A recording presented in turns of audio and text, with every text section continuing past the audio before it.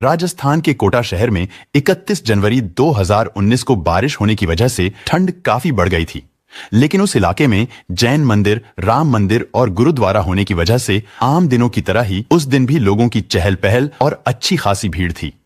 इस पॉश इलाके में जैन मंदिर के ठीक सामने ज्वेलर राजेंद्र विजयवर्गीय का 2 मंजिला मकान था।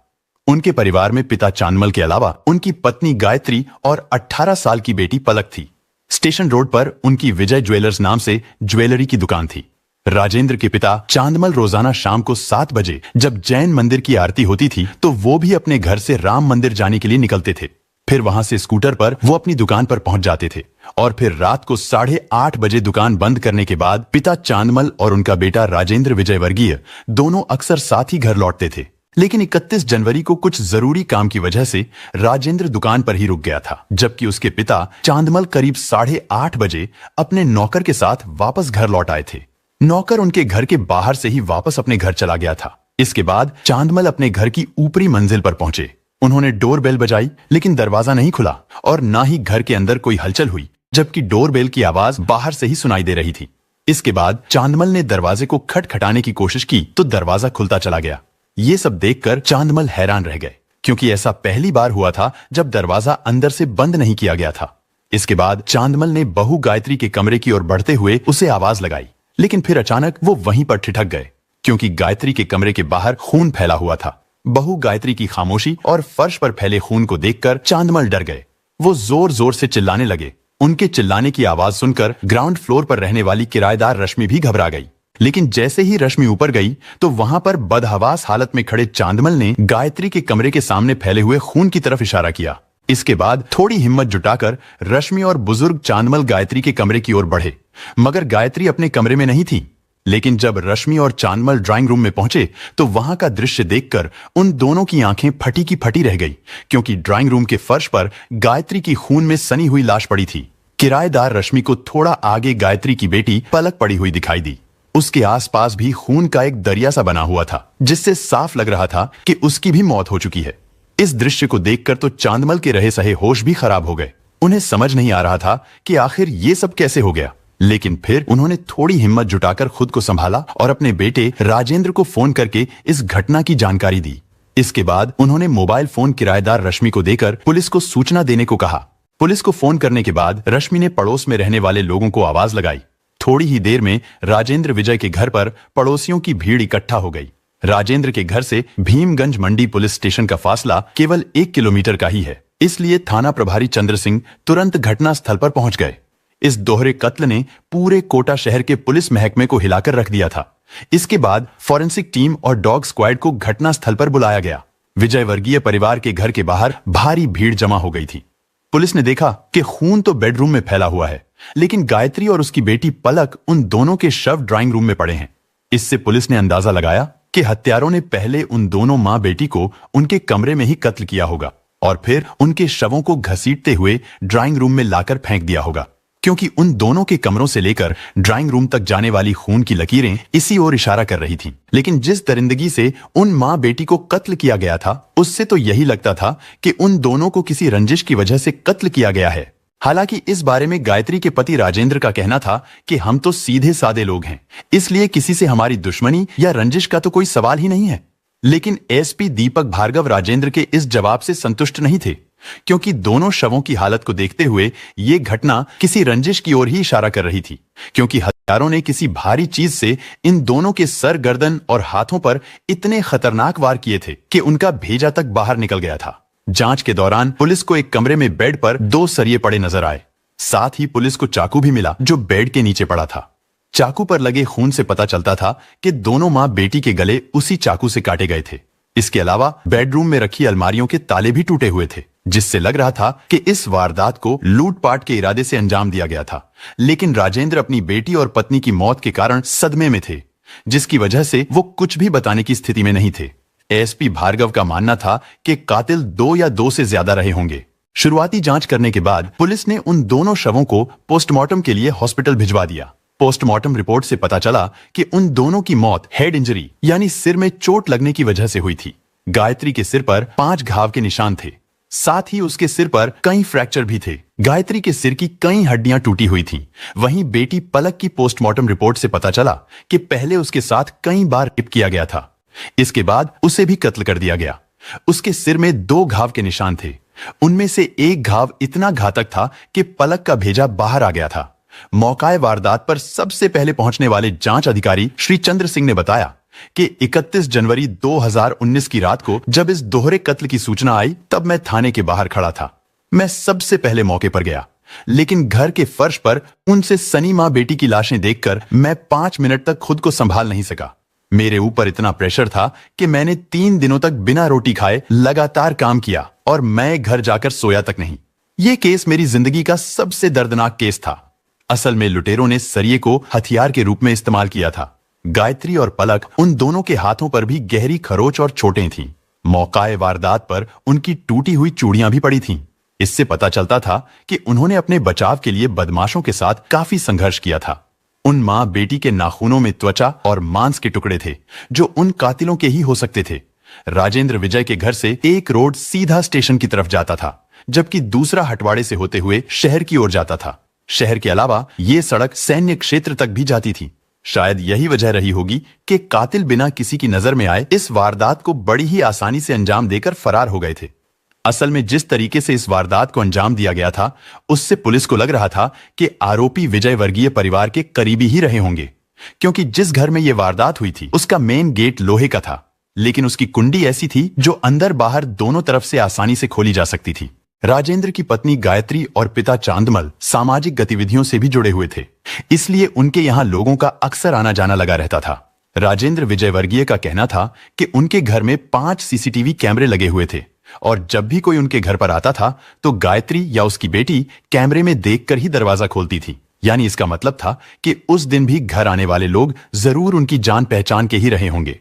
पुलिस को उस घर में लगे सभी सीसीटीवी कैमरे भी टूटे हुए मिले थे। उनकी डीवीआर भी गायब थी और इसका मतलब था कि कातिल उस घर के चप्पे चप्पे से वाकिफ थे। घर की दोनों तिजोरियों के ताले भी टूटे हुए थे। बदमाशों को यह भी पता था कि इस घर की सारी जमा पूंजी उन्हीं 2 तिजोरियों में है। इधर इस वारदात को लेकर व्यापारी लोगों में भी काफी गुस्सा था। व्यापारियों ने पुलिस पर दबाव बनाने के लिए धरना प्रदर्शन करने की चेतावनी दे दी। इस घटना से अगले दिन यानी 1 फरवरी को एसपी दीपक भार्गव ने राजेंद्र के घर से चोरी हुए सामान के बारे में पूछा तो राजेंद्र ने बताया कि तिजोरी में करीब 37 लाख रुपए नगद और 60 लाख रुपए के सोने चांदी के गहने गायब हैं। इसका मतलब था कि इस वारदात को रुपयों के लालच में अंजाम दिया गया था। इस बात को राजेंद्र ने भी स्वीकार किया। इसके बाद एसपी दीपक भार्गव ने पुलिस की कई टीमें बनाई, जिनमें करीब 200 जवान शामिल थे। पुलिस ने उस इलाके में लगे सभी सीसीटीवी कैमरा को खंगालना शुरू कर दिया। साथ ही पुलिस की अलग अलग टीमें अपराधियों की तलाश में होटलों और धर्मशालाओं में भी छापेमारी कर रही थी। कोटा शहर की पूरी तरह से नाकाबंदी कर दी गई थी ताकि अपराधी किसी भी तरह शहर छोड़कर फरार ना हो सके। लेकिन फिर 2 फरवरी को इस मामले में नया मोड़ तब आया जब पुलिस को घटनास्थल से सफेद रंग का एक गमछा मिला। दरअसल अफरा तफरी में कोई अपराधी अपना गमछा छोड़ गया था। पुलिस ने उस गमछे के बारे में जब राजेंद्र से पूछा तो वो कुछ नहीं बता पाए, लेकिन किसी मुखबिर ने संदेह जताया कि इस तरह का गमछा राजेंद्र की दुकान पर चौकीदारी करने वाले मस्तराम का हो सकता है। हालांकि जांच के दौरान पुलिस की नजर और भी कई लोगों पर थी, लेकिन फिर 3 फरवरी की शाम को एक मुखबिर ने कांस्टेबल शिवराज को सूचना दी कि राजेंद्र का एक पुराना नौकर आजकल खूब पैसे उड़ा रहा है। मुखबिर ने बताया कि उस नौकर ने हाल ही में 70,000 रुपए का मोबाइल और महंगे कपड़े खरीदे हैं। कहावत है कि अपराधी वारदात करने के बाद किसी ना किसी बहाने मौकाए वारदात पर जरूर आता है, लेकिन कई बार यही चूक उसके पकड़े जाने का कारण बन जाती है। इस मामले में भी कुछ ऐसा ही हुआ। 3 फरवरी को गायत्री और पलक की शोक सभा थी, लेकिन अचानक उनकी शोक सभा में एक व्यक्ति दहाड़े मार मारकर रोने लगा। वो बार बार कह रहा था कि मालिक ये सब कैसे हो गया, और जब वो राजेंद्र को दिलासा देने के लिए उसके पास आया तो उसके मुंह से निकलने वाली शराब की बदबू राजेंद्र के नाक तक पहुंच गई। राजेंद्र ने उसे जबरन पीछे हटाने की कोशिश की, लेकिन वो व्यक्ति और भी जोर जोर से रोने लगा। उस शोक सभा में सादे कपड़ों में पुलिस वाले भी मौजूद थे। पुलिस को उस व्यक्ति की यह हरकत बहुत अजीब लग रही थी। उन्होंने राजेंद्र से पूछा कि ये व्यक्ति कौन है। राजेंद्र ने बताया कि ये उनका पुराना नौकर है जिसका नाम मस्तराम मीणा है। राजेंद्र ने यह भी बताया कि मस्तराम उनका बहुत वफादार नौकर था। इस घटना से 2.5 साल पहले मस्तराम उनकी दुकान पर चौकीदारी करता था। मस्तराम का नाम सुनते ही पुलिस की आंखें चमक उठी, क्योंकि ये वही पुराना नौकर था जिसके बारे में पुलिस को एक मुखबिर ने बताया था कि वो आजकल खूब पैसे उड़ा रहा है। क्योंकि अब मस्तराम पुलिस की नजरों में आ गया था, इसलिए पुलिस उसे उठाकर भीमगंज थाने ले आई और जब उससे कड़ाई से पूछताछ की गई तो वो जल्दी ही टूट गया। लेकिन मस्तराम ने इस दोहरे कत्ल की जो कहानी सुनाई, उसे सुनकर पुलिस वालों के भी दिल दहल गए। पूछताछ के दौरान मस्तराम ने बताया कि इस वारदात को उसने अपने एक दोस्त लोकेश मीणा के साथ मिलकर अंजाम दिया था। मस्तराम और लोकेश दोनों दोस्त थे और वो दोनों एक ही गांव के रहने वाले थे। मस्तराम की अभी तक शादी नहीं हुई थी। साथ ही ये भी पता चला कि उसके पिता की 3 साल पहले मौत हो गई थी, जिसके बाद उसके भाइयों ने अपनी पुश्तैनी जमीन 18 लाख रुपए में बेच दी थी और रकम का बंटवारा कर लिया था। मस्तराम को भी बंटवारे में 6 लाख रुपए मिले थे, लेकिन उसने ये रकम अय्याशी में उड़ा दी थी। हालांकि शराब के नशे में हुड़दंग करने पर वो गांव वालों से कई बार पिट भी चुका था। वहीं मस्तराम के दोस्त लोकेश मीणा ने 10वीं में फेल होने के बाद ठेकेदारी का काम शुरू कर दिया था, लेकिन लड़ाई झगड़ा करने के कारण उसे कोई काम नहीं मिलता था। केशव रायपाटन थाने में उसके खिलाफ कई मुकदमे भी दर्ज हैं। लेकिन कुछ समय पहले जब वो अपनी भाभी को लेकर भाग गया था तो उसके घर वालों ने उसे घर से बाहर निकाल दिया था। मस्तराम और लोकेश दोनों सोचने लगे थे कि वो दोनों मिलकर किसी बड़ी लूटपाट की वारदात को अंजाम देंगे, जिसके बाद वो दोनों ऐशो आराम की जिंदगी गुजारेंगे। इस घटना से 3 साल पहले मस्तराम राजेंद्र विजयवर्गीय की दुकान पर नौकरी कर चुका था, इसलिए उसे पता था कि घर का कौन सदस्य कब घर आता है और कब घर से बाहर जाता है। उसे यह भी पता था कि राजेंद्र के घर में पैसे और ज्वेलरी कहां रखे हैं। मस्तराम ने अपने दोस्त लोकेश को बताया कि हमें 1-2 लोगों को कत्ल करना पड़ेगा, लेकिन वहां से काफी पैसा और सोना हाथ लगेगा। पैसे के बारे में सुनते ही लोकेश भी तैयार हो गया। पूछताछ के दौरान मस्तराम ने बताया कि उन दोनों ने वारदात को अंजाम देने से पहले राजेंद्र की दुकान और उसके घर की कई दिनों तक रेकी की। इसके बाद वारदात को अंजाम देने के लिए उन्होंने शाम 7 बजे का समय चुना, क्योंकि उस समय राजेंद्र विजयवर्गीय तो दुकान पर होते थे। उनके पिता चांदमल भी शाम को राम मंदिर में दर्शन करने के बाद मंदिर से सीधे अपने बेटे के पास दुकान पर पहुंच जाते थे और फिर 8:30-9 बजे से पहले उन दोनों में से कोई भी घर पर नहीं आता था। राजेंद्र के घर में ग्राउंड फ्लोर पर किराएदार रश्मि अकेली रहती थी, लेकिन शाम को उस समय रश्मि भी सब्जी लेने मंडी चली जाती थी। मस्तराम और लोकेश के लूटपाट के प्लान में गायत्री और उसकी बेटी पलक को कत्ल करना पहले से तय था। इसके लिए वो दोनों सरिये और चाकू साथ लेकर आए थे, क्योंकि राजेंद्र की पत्नी गायत्री और बेटी दोनों ही मस्तराम को जानती थी। इसलिए घर की डोर बेल बजाने पर गायत्री ने दरवाजा खोल दिया। दरवाजा खुलते ही वो दोनों अंदर चले गए। गायत्री ने उन्हें बैठने को कहा, लेकिन जैसे ही गायत्री अपने कमरे की तरफ मुड़ी तो दोनों ने सरिये से उसके सिर पर ताबड़तोड़ कई वार कर दिए। घर में शोर सुनकर जैसे ही पलक अपने कमरे से बाहर निकली तो उन दोनों ने उस मासूम को पकड़ लिया। उन दरिंदों ने उसके साथ पहले रेप किया, फिर उन दोनों ने मिलकर उसे भी खत्म कर दिया। वो दोनों बिल्कुल भी जिंदा ना बच जाएं, ये सोचकर मस्तराम और लोकेश ने चाकू से दोनों का गला भी रेत दिया। इसके बाद मां बेटी के शवों को घसीटकर उन्होंने ड्राइंग रूम में डाल दिया। मस्तराम को पता था कि ज्वेलरी और केश गायत्री के कमरे की तिजोरी में रखे जाते हैं। मस्तराम और लोकेश अपने साथ एक बैग भी लेकर आए थे। उन्होंने तिजोरी तोड़कर जितनी भी ज्वेलरी और केश था बैग में भर लिया। इसके बाद वो दोनों तुरंत वहां से फरार हो गए। वो दोनों बस पकड़कर सीधे गांव पहुंचे। उन्होंने सारे गहने और कुछ केश अपने घर में छिपा दिया। फिर वो दोनों रात को बूंदी जिले से रोडवेज बस पकड़कर जयपुर चले गए। जयपुर में वो लोग बस स्टैंड के पास एक होटल में रुके। अगले दिन दोनों ने खूब खरीदारी की और शराब पी। इसके बाद उन्होंने 70-70 हजार रुपए के महंगे मोबाइल फोन और महंगे कपड़े खरीदे। फिर 2 फरवरी को वो दोनों वापस कोटा आ गए। हालांकि मस्तराम को अपने प्लान पर पूरा विश्वास था, उसे पकड़े जाने का डर नहीं था, लेकिन फिर भी वो अपनी तसल्ली के लिए, ताकि किसी को उस पर शक ना हो, वो शोक जताने का दिखावा करने के लिए राजेंद्र के घर चला आया था। लेकिन शोक सभा में जब मस्तराम दहाड़े मारकर रोने लगा तो कांस्टेबल शिवराज को उस पर कुछ शक हुआ, जिसके बाद उसे अरेस्ट कर लिया गया। राजेंद्र विजय ने पुलिस को बताया था कि लुटेरों ने उनके घर से करीब 37 लाख रुपए केश और गहने चोरी किए थे। पूछताछ के बाद पुलिस ने उन दोनों आरोपियों के कब्जे से लूटे गए 37 लाख रुपए में से 21,70,000 रुपए, 13.5 किलो चांदी और 2 किलो 26 ग्राम सोना बरामद कर लिया था। इसके अलावा पुलिस ने आरोपियों के पास से गायत्री और पलक की सोने की चैन और कंगन भी बरामद कर लिए थे। मस्तराम ने पुलिस को बताया कि गायत्री और पलक ने जो गहने पहन रखे थे उन्होंने वो भी उतार लिए थे।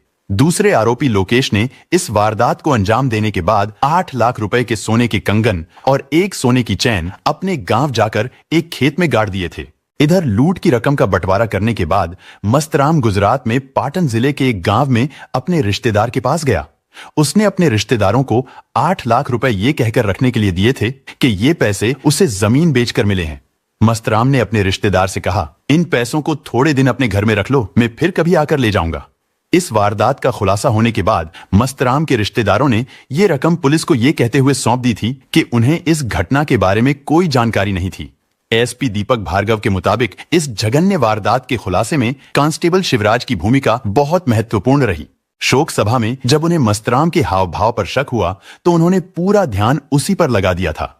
इस कोशिश में उन्हें मस्तराम की कलाइयों पर खरोच के निशान नजर आए, जिसकी वजह से उनका शक और भी पुख्ता हो गया था।